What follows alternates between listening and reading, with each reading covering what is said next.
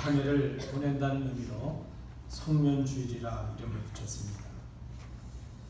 우리가 한 해를 돌아보면 우리가 많은 일들을 이룬 것에 대한 보람을 가지시는 분들도 계시겠습니다. 그런데 우리가 한 해를 보내면서 가장 많이 남는 것이 무엇인가 생각해 보니까 후회가 좀 많이 남는다는 그런 느낌이 있습니다. 그런데 우리가 후회로만 한 해를 마무리할 수 없는 이유가 우리에게 있는 것을 봅니다. 그것은 우리의 인생이 우리의 힘으로 나 혼자만 살아온 인생이 아니기 때문에 그렇습니다. 오늘 아침에 우리 꼬마가 우리 교회 우리 영광이 형님이 제 방에 잠깐 들어왔습니다. 근데 아침에 제가 뭘 이렇게 우리 이름표를 하나 붙였는데 그걸 잘못 붙였거든요. 디아코니아라고 붙여야 되는데 제가 쓰다가 보니까 디아스포라라고 썼습니다. 그래서 그것을 우리 발견하신 분들이 이걸 좀 고쳐달라 이렇게 가져오셨는데 제가 그걸 고치려고 이렇게 빼는데 우리 영광이가 와서 하는 말이 여기 반전이 있다고 반전이 그러는 겁니다. 그래서 제가 신기한 거예요. 도대체 이 꼬마가 반전이라는 의미를 어떻게 알고 이 말을 할까? 제가 말씀을 다시 묵상하다가 그 생각을 해봤습니다. 아, 맞다. 반전이 있구나. 반전이 있구나. 그저 우리가 생각하기에는 지난 1년을 우리 힘으로만 산 것 같고 나 혼자만 산 것 같지만 그게 아니라는 것입니다. 우리 인생이 우리 힘으로만 이루어지는 것이 아니라는 것을 먼저 생각을 해봅니다. 하루는 한 랍비가 그의 제자들 학생들에게 질문을 합니다. 밤이 끝나고 낮이 시작되는 그 시작되는 것을 어떻게 알 수 있겠는가? 그렇게 질문을 합니다. 그랬더니 한 학생이 그 랍비의 질문에 대답을 합니다. 지척에 있는 집이 보이기 시작하면서 그 집이 내 집인지 다른 사람의 집인지 그것이 구분할 수 있게 되면 그게 밤이 지나고 낮이 시작되는 게 아니겠습니까? 그렇게 대답을 합니다. 근데 그 랍비가 그 말은 정답이 아니다 그렇게 대답을 합니다. 그랬더니 이제 다른 학생이 또 대답을 합니다.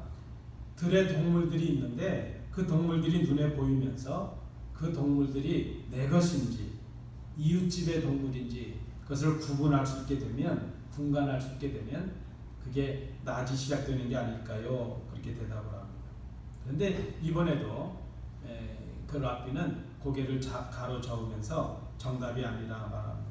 그랬더니 이제 또 한 학생이 대답을 하기를 정원의 꽃을 보고 있는데 그 꽃의 색깔들을 구분하게 되고 색깔들의 차이를 보게 되면 그것이 낮이 시작됐다는 것을 아는 것이 아닐까요? 그렇게 대답을 합니다. 그랬더니 그건 역시 그 랍비가 생각하는 정답이 아니었다는 것입니다. 그리고 이제 랍비가 말하기를 너희가 대답한 그 답들은 무엇인가를 구분해내고 분간해내고 어떤 차이를 찾아내는 그런 한계를 가진 답들이다. 그런 한계를 극복하지 못한 그런 대답이다. 내가 원하는 대답은 그게 아니다. 그러면서 그 랍비의 답을 말합니다.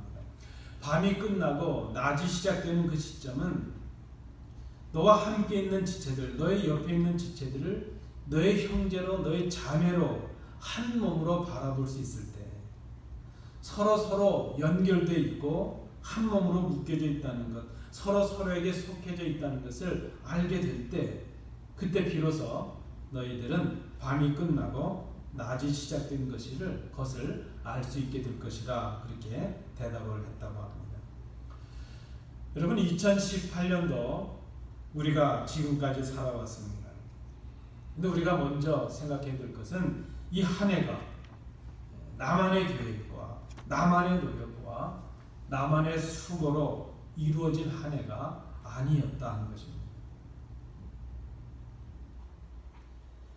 나는 가족들과 함께 살아왔고 성도들과 함께 교회를 섬겼습니다. 동료들과 함께 일했고 이웃들과 함께 더불어 살았습니다. 나 혼자의 1년이 아니었다는 것입니다. 지난 1년을 우리가 겪어오면서 우리는 가끔 갈등도 있었고 다툼과 오해도 있었습니다. 깊은 상처도 있었습니다. 그렇지만 그럼에도 불구하고 우리는 한 식구로, 한 가족으로, 한 교회 공동체로 함께 살아왔습니다. 만약 지금 우리에게 평안과 기쁨이 없다면 그 이유는 우리가 지금 함께하고 있다는 것을 잊고 있기 때문이다. 마더 테레사의 말입니다. 혼자 살아온 것 같지만 혼자 살아온 것이 아니었다는 것이죠. 우리가 한 해를 돌아보면서 그저 쉽게 자랑하고 쉽게 절망하지 말아야 될 이유는 지난 1년이 나 혼자의 작업으로, 나 혼자의 과업으로 이룬 것이 아니라는 것이죠. 무엇인가를 이루었다면 그것도 함께한 것이고, 지금 우리가 고통과 절망을 맛보고 있다면 그 자체도 함께 이루어진 결과일 수 있다는 것이죠. 무엇보다도 우리가 하나님을 믿는 신앙인이라고 한다면 우리가 겪어온 지난 1년이 하나님의 인도하심의 시간들이었다는 것을 우리가 정직하게 고백할 수 있어야 된다는 것입니다. 하나님께서 함께 하신 이 1년이 그저 내 생각으로, 내 수고와 내 노력으로 이룬 한 해였다고 쉽게 자랑할 수가 없습니다. 그리고 하나님이 인도하신 한 해였기에 그저 내 생각대로 내가 원하는 것이 되지 않았다고 해서 쉽게 실패로 끝난 것이다, 그렇게 속단할 수 없다는 것입니다. 그런데 여러분, 오늘 우리는 여전히 무거운 삶의 무게를 느끼면서 이 자리에 앉아 있는 것이 사실입니다. 여전히 가슴 한켠에 그저 시림을 가진 채 예배에 참여하고 있는 우리 성도들도 계시고, 또 외로움과 아픔을 가진 그런 성도들도 있고, 또 고통의 시간들을 보내는 그런 교우들도 있는 것이 사실입니다. 여전히 해결되지 않은 문제를 가진 채 이 자리에 나와 계시는 우리 성도들도 계실 것입니다. 저는 그저 짧게 살았지만 제가 봐도 인생이 쉽지 않구나 하는 것을 깨닫습니다. 남편의 역할하는 것 쉽지 않고, 아내의 역할하는 것 쉽지 않고, 자식의 역할하는 것 쉽지 않고, 부모 역할하는 것도 쉽지 않고, 교회를 섬기는 모습도 그렇습니다. 여전히 우리는 문제 가운데 있고, 아픔 가운데 있고, 고통 가운데 있습니다. 오늘 이 시를 쓰고 있는 시인의 심정이 그러하리라 생각합니다. 그렇게 암울하고 길었던 바벨론 포로 생활의 시간이 지나갔습니다. 바벨론의 강가에서 조국과 고향을 생각하면서 눈물로 하나님 앞에 기도했던 그들이었습니다. 하나님께 마음껏 예배하고 찬양하는 것, 그것을 마음대로 할 수 없어서 몸부림치고 눈물 짓던 아버지와 할아버지를 보던 그 세대들이 이제 고향으로 돌아오게 되었습니다. 그러나 희망을 가지고 돌아온 이 고향 땅이 자기들이 생각했던 그 땅이 아닙니다. 성벽은 무너졌고 이미 폐허로 변했습니다. 지난 포로로 살았던 70년의 그 긴 세월이 그들의 삶의 전부를, 삶의 근거 모두를 폐허로 만들어버리고 말았습니다. 그리고 그런 상황에서 그들을 기다리고 있는 것은 그 어려움을 틈타서, 무너진 성벽을 틈타서 그들을 노리고 있는 약탈하는 주변 나라들이었습니다. 포로 생활을 끝내고 돌아왔는데 그들이 처해 있는 어떤 곳에서도 희망을 볼 수가 없습니다. 여러분, 첩첩산중이라는 말이 있잖아요. 뭐 하나가 끝났는가 싶었는데 끝나지 않고 뭐가 계속되고 있는 것이죠. 그런데 이런 상황 속에서 시인이 느닷없이 하나님께 찬양하자, 하나님을 찬양하자, 이렇게 외치고 있습니다. 하늘의 모든 피조물들에게 하나님을 찬양하라, 그렇게 외칩니다. 땅 위의 모든 피조물들에게도 하나님을 찬양하자, 그렇게 외칩니다. 그가 지금 그렇게 절망적인 순간 가운데서도, 그런 상황 가운데서도 하나님을 찬양하자고 외치는 이유가 무엇인가 하면, 바로 우리가 하나님께 지음을 받았고 하나님께서 우리와 영원토록 지키고 함께 하시기 때문이라는 것이죠. 13절에 있는 말씀처럼 그 하나님이 홀로 높으시고 그 영광이 땅과 하늘 위에 뛰어나시기 때문이라 하는 것입니다. 그리고 시편에서 이 시인이 계속 고백하고 있죠. 그렇게 하나님을 찬양하자고 외치고 이제 하나님의 모든 피조 세계를 바라보니까 모든 천사들, 해와 달과 별들이 하나님을 찬양하고 있다는 것입니다. 하나님께서 지으셨고 하나님의 명령에 의해서 질서를 따라 지켜지고 있습니다. 이 모든 자연의 질서가 하나님께 순종하고 있는 모습이라는 것이죠. 이 땅의 모든 피조물들도 하나님을 찬양하고 있습니다.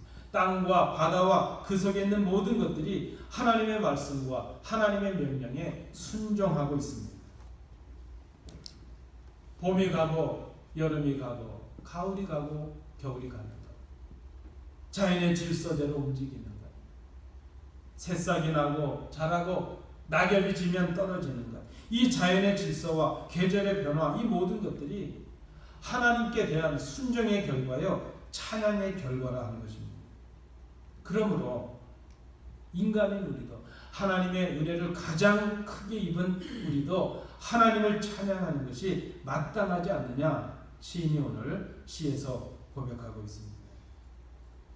전혀 감사할 수 없고 전혀 찬양할 수 없는 그런 상황입니다. 그런데 그럼에도 불구하고 지금 찬양과 감사를 외치고 있습니다. 여러분, 우리는 가끔 그럴 때가 있습니다.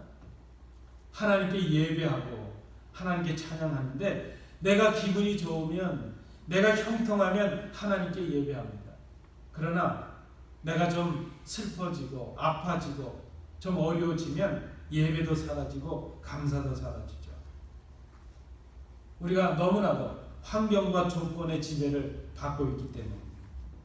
근데 지금 이 시인은 자기의 그 절망적인 순간 속에서 오히려 찬양과 감사를 외치는 그 이유를 우리에게 말씀해 줍니다. 그것이 무엇일까? 시인은 지금 자신들이 처해 있는 환경과 그 조건 너머에 계시는 하나님을 바라보고 있습니다. 여러분, 우리가 이 보는 것의 우선순위를 바로 정하는 것이 중요합니다. 하나님을 보고 세상을 보면 감사의 조건이 있습니다. 그런데 내 환경을 보고 내 조건을 보고 그리고 나면 모든 것이 다 불평과 불만의 조건이 되고 말죠. 시인은 지금 자기들이 처해 있는 환경, 자신의 그 절망적인 그 환경의 너머에 계시는 하나님을 바라보고 있습니다. 자기들의 실패한 것 같은 이 삶 속에 하나님이 함께하고 계신다는 것을 그가 깨닫습니다. 포로 때나 고향으로 돌아온 지금이나 환경은 바뀐 것이 전혀 없습니다. 포로 때 살았던 그 삶이나 지금 돌아와서 무너진 성벽을 보고 약탈을 당하고 폐허로 변해버린 자기의 고향 땅을 바라보는 지금 바뀐 것이 전혀 없습니다. 환경이 바뀌지 않았고 조건이 바뀌지 않았습니다. 아니, 바뀌었다면 더 열악해진 것뿐입니다. 오히려 포로로 있을 때는 먹을 수 있었고 안전은 지켜줄 수 있었는데 포로에서 돌아온 지금은 그때보다도 더 상황이 좋지 않습니다. 그런데 문제투성의 삶은 여전한데 시인의 눈이 바뀌었습니다. 시인의 마음이 바뀌었습니다. 문제를 바라보던 눈이, 환경을 탓하던 마음이 이제 하나님을 바라보는 그런 눈이 되었습니다. 문제투성의 삶 속에 하나님이 함께 계신다는 것을 그가 깨닫게 되었다는 것이죠. 형 에서를 피해서 외삼촌 라반의 집에 가던, 그 하란을 향해 가던 야곱이 자기의 피곤한 그 여정 가운데 하루는 돌베개를 베고 잠을 청합니다. 야곱이 잠을 자던 중에 하나님의 역사를 꿈으로 보게 됩니다.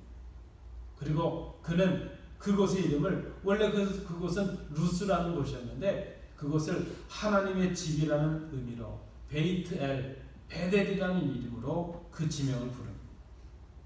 그리고 그가 그렇게 고백을 하죠. 창세기 28장 16절 말씀에 야곱이 잠이 깨어 가로되 여호와께서 과연 여기 계시거늘 내가 알지 못하였다.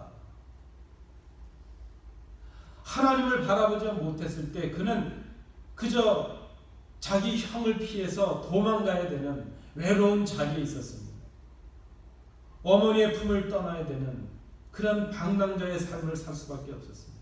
고독했고 소외되었고 슬픔이 가득했습니다.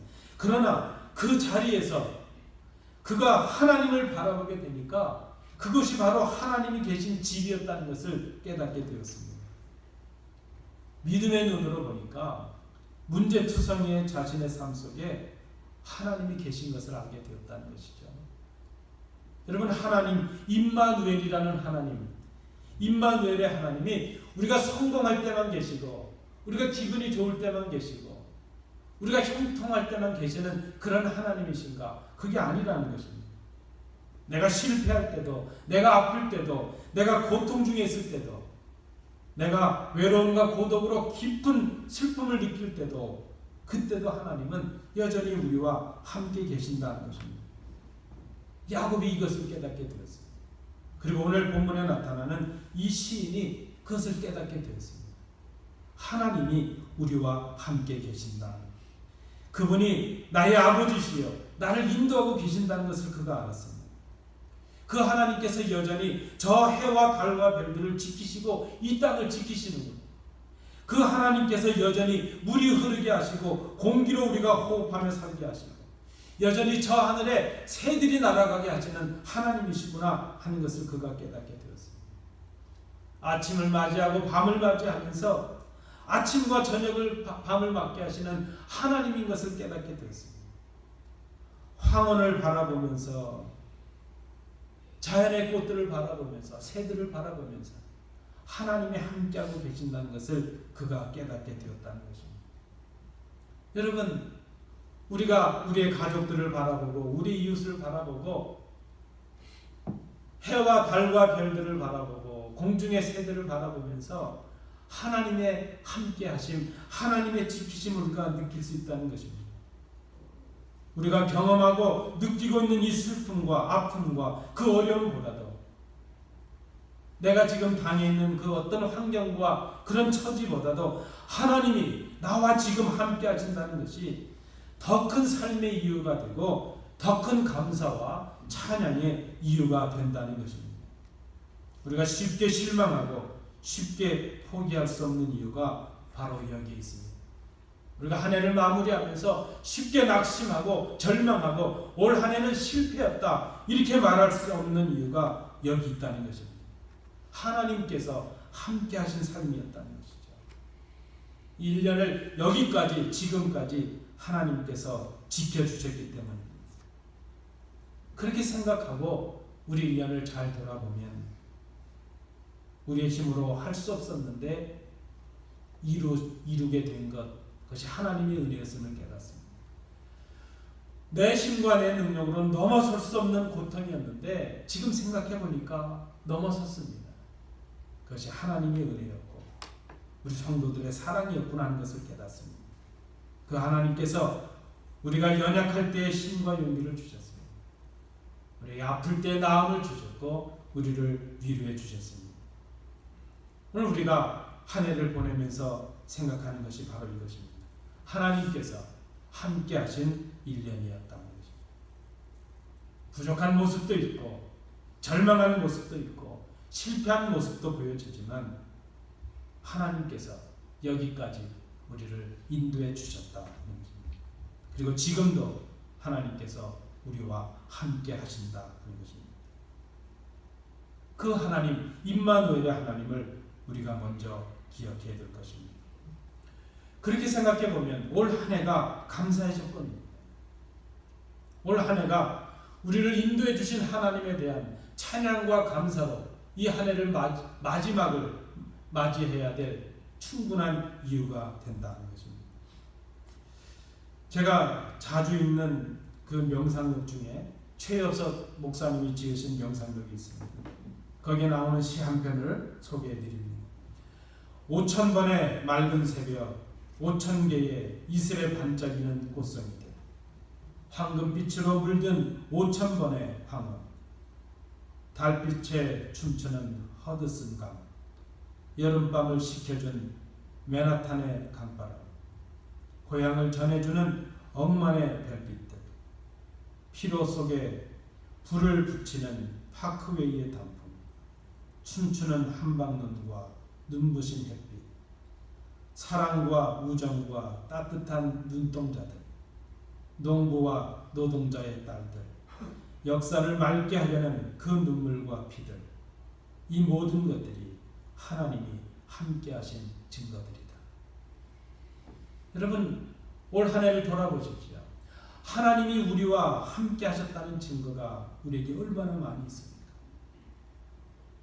여전히 아픔이 있고 아직 어려움이 있는 우리 자리에, 이 자리에서 우리가 절망하기 전에, 낙심하기 전에 먼저 감사하고 먼저 찬양해야 될 이유가 있습니다. 하나님이 우리를 지으셨고, 하나님이 우리를 지키셨고, 하나님이 우리를 인도하셨고, 하나님이 우리와 함께하고 계시기 때문입니다. 우리가 그렇게 하나님을 믿는 믿음의 자녀예요. 하나님의 사람들이기 때문입니다. 지금까지 걸어온 우리의 모든 길들이 하나님이 함께하신 결과였기에 우리는 올 한 해를 마무리하면서 낙심하지 아니하고 불평하지 아니하고 감사로 찬양으로 올 한 해를 마무리합니다. 하나님의 은혜가 아닌 것이 없습니다. 하나님의 도우심이 아닌 것이 없었다는 것입니다. 한 해를 돌아보며 우리가 마지막으로 할 일이 무엇일까? 우리의 기대와 우리의 소망을 이루지 못했다는 것 때문에 불평하고 내가 원하는 것이 이루어지지 않았다는 것 때문에 누구를 탓하기 전에, 깊은 후회 속에 빠지기 전에 먼저 우리가 할 것이 있다면 하나님을 바라보는 것입니다. 그리고 하나님을 기억하는 것입니다. 그 하나님께서 여기까지 우리를 인도해 주셨다는 것, 그리고 그 하나님께 대해서 진지하고 정직하게 감사하고 찬양하는 것입니다. 시 한 편을 더 소개해드리고 말씀을 맺으려고 합니다. 시 제목은 아프지 않으면 이라는 시입니다. 아프지 않으면 드리지 못할 기도가 있다. 아프지 않으면 듣지 못할 말씀이 있다. 아프지 않으면 접근하지 못할 생각이 있다. 아프지 않으면 우러러보지 못할 거룩한 얼굴이 있다. 아프지 않으면 나는 인간일 수 없다. 이 시를 암송했던 한 여인이 있습니다. 이 시는 빙점의 작가로 알려진 미우라 아야코의 시입니다. 그는 24살 이후로 13년 동안이나 병상에 있어야만 했습니다. 차라리 죽는 것이 나을 수 있는 그런 고통스러운 병상의 아픔이 오히려 그의 기도를 간절하게 하였습니다. 죽을 날을 기다리면서 그 시험부의 목숨을 가지고 질병과 싸우던 그에게 하나님의 말씀이 그 무엇보다도 간절한 생명이 되었습니다. 아무것도 할 수 없는 그 무력한 병상에서도 오히려 호흡을 하며 쉴 수 있다는 것, 숨을 쉴 수 있다는 것, 그것이 그에게 감사의 조건이 되었습니다. 평범하게 일상에서 지나가던 여상한 것들, 대수롭지 않게 생각했던 것들이 하나님의 기적적인 은혜요, 능력이요, 주신 사랑의 결과라는 것을 그가 깨닫게 되었습니다. 그의 마음이 바뀌고 시각이 바뀌었습니다. 자신이 겪고 있는 그 고통과 아픔이 같은 고통과 아픔을 겪고 있는 사람들에게 용기를 주는 귀한 작품들이 된 것을 생각합니다. 시편 119편 71절도 이렇게 고백합니다. 고난당한 것이 내게 유익이라. 이로 인하여 내가 주의 윤례를 배우게 되었나이다. 욥도 고백을 합니다. 욥기 42편 5절에 내가 주께 대하여 귀로 듣기만 하였었더니 이제는 눈으로 주를 배우나이다. 여러분, 우리가 이 땅을 떠나는 순간까지 이 땅은 우리가 원하는 대로 완벽해지지는 않을 것입니다. 우리가 기대하지만 우리가 원하는 만큼 완벽하게 우리 교회가 그렇게 완벽하게 달라지진 않을 것입니다. 우리 가정도 그럴 것이고 우리가 바라는 성도들의 모습도 그럴 것입니다. 시간이 간다 해도 여전히 우리들에게는 고난도 있고 아픔도 있을 것입니다. 우리가 기대하고 살아가고는 있지만 그래도 앞으로 열려질 우리의 삶 속에 눈물도 있고 서름도 있을 것이고 고통도 있을 것입니다. 우리 교회도 그럴 것입니다. 앞으로도 많은 시행착오도 있고 불편함도 있고 연약한 모습들도 더 있게 될 것입니다. 그런데 우리가 기억할 것이 있습니다. 때가 되면 그 날들도 지나가게 될 것이라는 것이죠. 그리고 그런 우리의 인생도 끝날 때가 있을 것이라는 것입니다. 그 인생 속에 그 지나가는 시간 속에 우리가 남길 것이 무엇인가 하는 것을 생각해 봅니다. 우리가 기억할 것은 그 부족한 것 같은 완벽하지 않을 것 같은 앞으로 열려질 우리의 삶 속에 하나님이 함께 하신다는 것입니다. 여러분 또 한 해가 저물고 있습니다. 원하기는 후회와 절망이 아닌 불평과 불만이 아닌 감사와 찬양으로 한 해를 마무리할 수 있기를 간절히 원합니다. 감사함으로 축복함으로 위로함으로 한 해를 정리할 수 있기를 원합니다. 먼저 하나님의 은혜를 생각하는 것입니다. 때로 우리에게 고통을 주셨지만 그 고통을 통해서 하나님을 알게 하신 그 사랑을 우리가 감사해야 될 것입니다. 우리에게 깊은 아픔을 주셨지만 그 아픔을 주셔서 오히려 십자가의 아픔을 헤아리게 하셨던 그 하나님의 은혜를 우리가 기억해야 될 것입니다.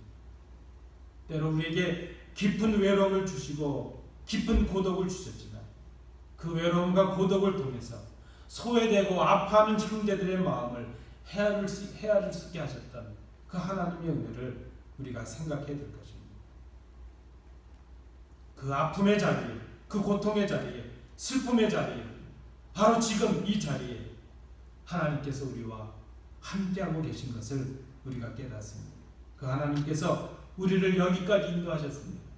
그리고 그 하나님께서 앞으로도 우리를 인도해 주실 것입니다. 우리가 하나님께 감사하고 찬양해야 될 이유가 바로 여기에 있습니다.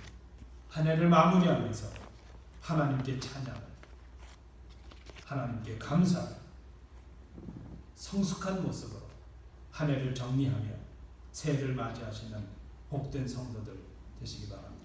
기도합니다. 은혜로우신 아버지 하나님, 이번 한 해 2018년도가 하나님의 은혜였음을 생각합니다. 부족했고 나약했고 연약했지만 하나님이 함께 하셨습니다.